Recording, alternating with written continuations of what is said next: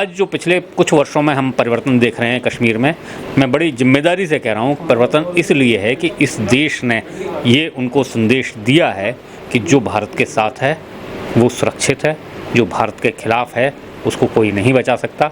और इस आश्वासन के साथ ही वहाँ के लोग जो मन से भारत के साथ थे अब खुलकर भारत के साथ आने लगे। पूरा देश आज़ादी का अमृत महोत्सव मना रहा है, लेकिन क्या कभी किसी ने सोचा ये जो आज़ादी हमें मिली है, जिसका आज देश 75वां अमृत महोत्सव मना रहा है, ये आज़ादी इतनी आसानी से नहीं मिली।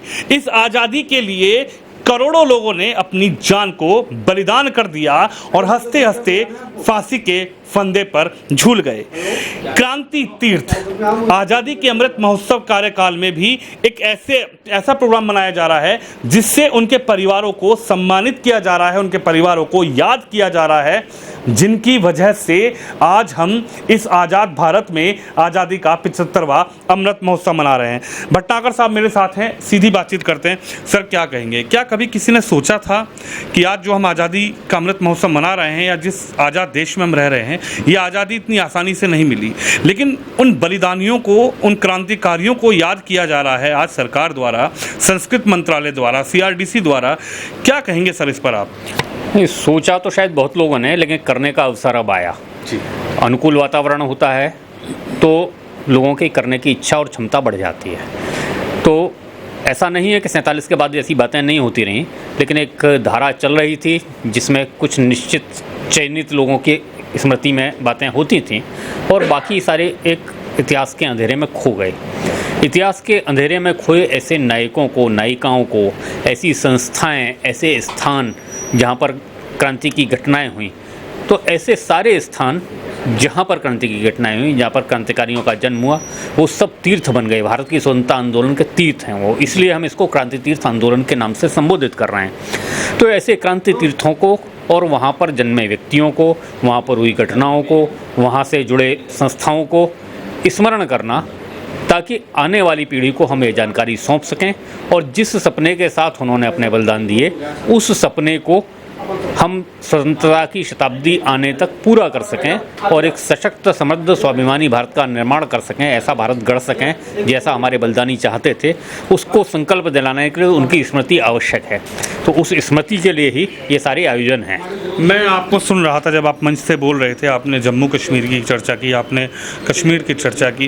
क्या कहेंगे, क्या हालात थे आज़ादी के बाद भी जम्मू कश्मीर के, क्या हालात थे आज़ादी के बाद भी उन क्षेत्रों के जहाँ पर आज शायद मैं कहूँ तो जहाँ पर पत्थरबाजी हुआ करती थी, जहाँ पर गोलाबारी हुआ करती थी, जहाँ पर लोग जाने से डरा करते थे, लेकिन आप मानते हैं कि आज कहीं ना कहीं कोई राइट कदम उठाया गया और आज वहाँ पर पत्थरबाजी बंद हो गई।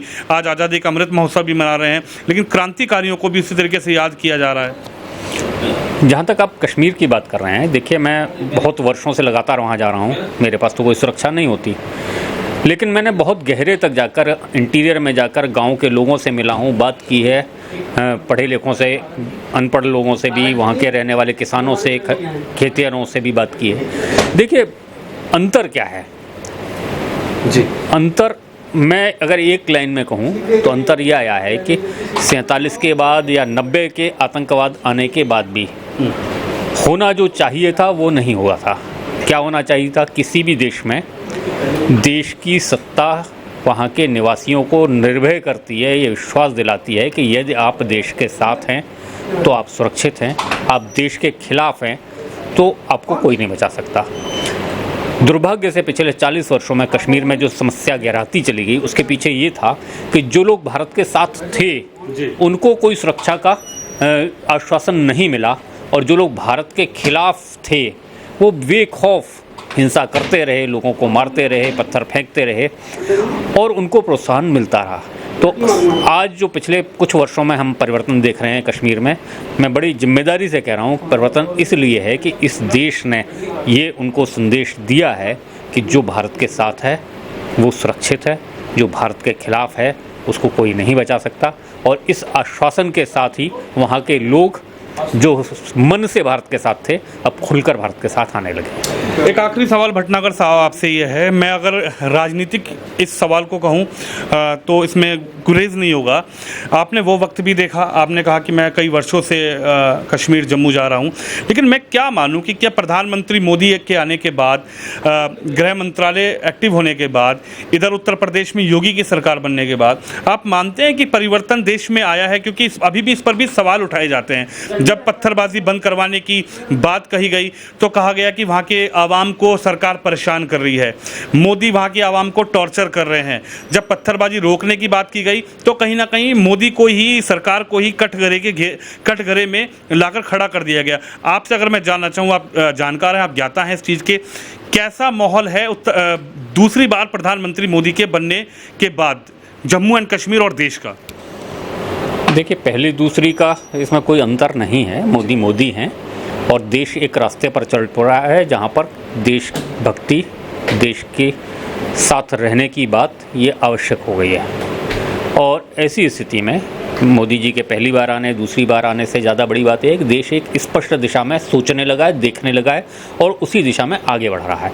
नहीं, मोदी जी उसका नेतृत्व कर रहे हैं। तो मुख्य बात जो है, कश्मीर के संदर्भ में भी और देश की बाकी समस्याओं के संदर्भ में भी, देश की हर समस्या को अब भारत के संदर्भ में सोचा और विश्लेषण किया जा रहा है तो सही परिणाम आ रहे हैं। आप गलत तरीके से किसी का विश्लेषण करेंगे तो आप सही परिणामों पर नहीं पहुंच सकते, और गलत निष्कर्षों से किए गए हर एक्शन ये गलत रिजल्ट ही देंगे।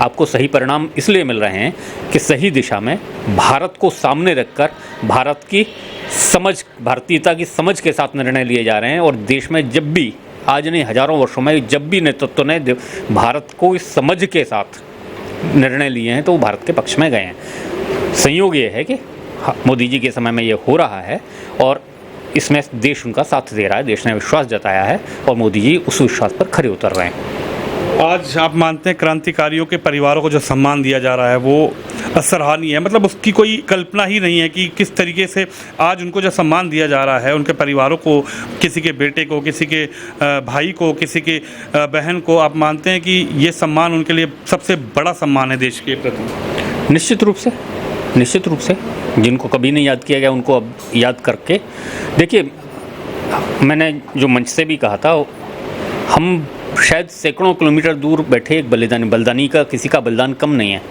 लेकिन सैकड़ों किलोमीटर बैठे बलिदानी के माल्यार्पण करना, चित्र लगाना, उस पर गौरव करना, ये एक बात है। लेकिन उस गौरव के बीच में, उस गौरव के साथ मेरे अपने दादाजी ने, मेरे अपने परिवार के लोगों ने जो जेल गए, जो बलिदान दिए, उसको भूल जाना ये ठीक नहीं है। पिछले कुछ वर्षों में या कुछ दशकों में स्वतंत्रता के बाद जो हुआ, उसमें मेरे अपने परिवार के योगदान को एक तरीके से अंधेरे में धकेल दिया गया और कुछ लोगों के चेहरे सामने आते रहे, वही बलिदानी माने गए। देखिए, उत्तर प्रदेश की आप बात कर रहे हैं, आप उत्तर प्रदेश में खड़े हैं, ऐसा कोई गांव नहीं है जहां पर अंग्रेज़ों से लड़ते हुए, स्वतंत्रता के लिए लड़ते हुए बलिदान न हुए हों। हर गाँव में आपको 20, 30, 40 बलिदानियों के नाम पते मिल जाएंगे। लेकिन मेरे गाँव के, मेरे ज़िले के, मेरे परिवार के जो लोग बलिदान दिए देश की आज़ादी के लिए, उनको भी स्मरण किया जाना, ये 75वें वर्ष का उल्लेखनीय काम है। ये क्रांति तीर्थ के अंतर्गत हो रहा है, जो पहले कभी नहीं हुआ जी। और इसीलिए इस क्रांति तीर्थ आयोजन का, कार्डिक के इस प्रयास का महत्व है। तो हमारे साथ भटनागर साहब हैं, जिनका ये कहना है कि जिस तरीके से जो लोग इतिहास के पन्नों से कहीं गायब हो गए थे या जिनको कभी याद नहीं किया गया, लेकिन आज उनके परिवारों को याद किया जा रहा है और आज उनके गांव को, उनके मोहल्ले को, उनके क्षेत्रों को याद किया जा रहा है। आज़ादी के अमृत महोत्सव में महोत्सव मनाया जा रहा है, इसको कहीं क्रांति तीर्थ मनाया जा रहा है। कहीं ना कहीं ये एक सराहनीय कार्य सरकार का नज़र आ रहा है। आप भी इस खबर पर, इस वीडियो पर अपनी राय रखें, इस वीडियो को शेयर जरूर करिए। कैमरामैन शिवम यादव के साथ विनोद शर्मा, मथुरा से।